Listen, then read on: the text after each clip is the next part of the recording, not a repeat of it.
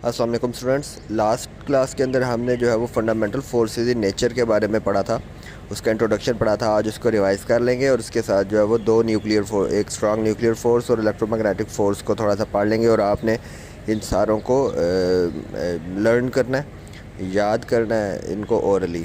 तो the first fundamental force जो हमारे पास है वो स्ट्रांग न्यूक्लियर फोर्स है। उससे पहले मैं आपको बता देता हूँ, there are 4 fundamental forces. The first one is strong nuclear force, the second one is weak nuclear force, electromagnetic force and gravitational force. Strong nuclear force जो है वो सबसे strongest है इनमें। उसके बाद electromagnetic force है जो सेकंड नंबर पर है। थर्ड नंबर पर जो है वो आपकी वीक न्यूक्लियर फोर्स है, दैन द ग्रेविटेशनल फोर्स है जो कि सबसे वीक होती है।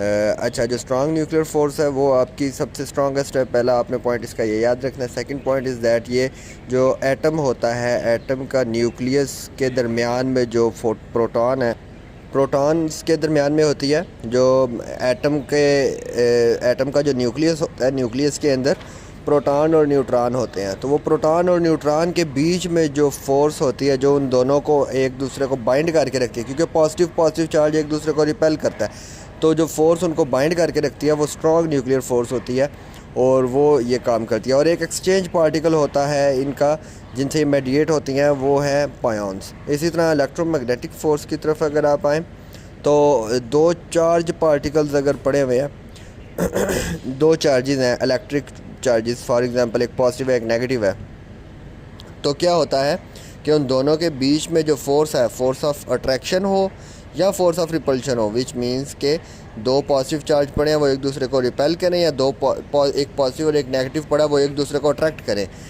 वो उन दोनों के बीच में अगर फोर्स ऑफ अट्रैक्शन है या रिपल्शन है, ठीक है, तो वो इलेक्ट्रिक चार्जेस जो है वो इलेक्ट्रोमैग्नेटिक फोर्स के थ्रू जो है वो एक दूसरे से डील करेंगे। और एक्सचेंज पार्टिकल जो इलेक्ट्रोमैग्नेटिक फोर्स का होता है वो आपका फोटान होता है। Photon is a massless particle.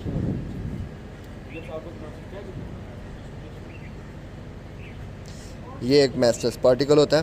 तो आपने इस वाले टॉपिक और इस टॉपिक को आपने दो पैराग्राफ्स हैं, इनको आपने लर्न करना है। और इसके बाद जो है वो हम ग्रेविटेशनल फोर्स करेंगे and then weak nuclear force करेंगे, जो आपकी बुक के पेज नंबर 64 के ऊपर है।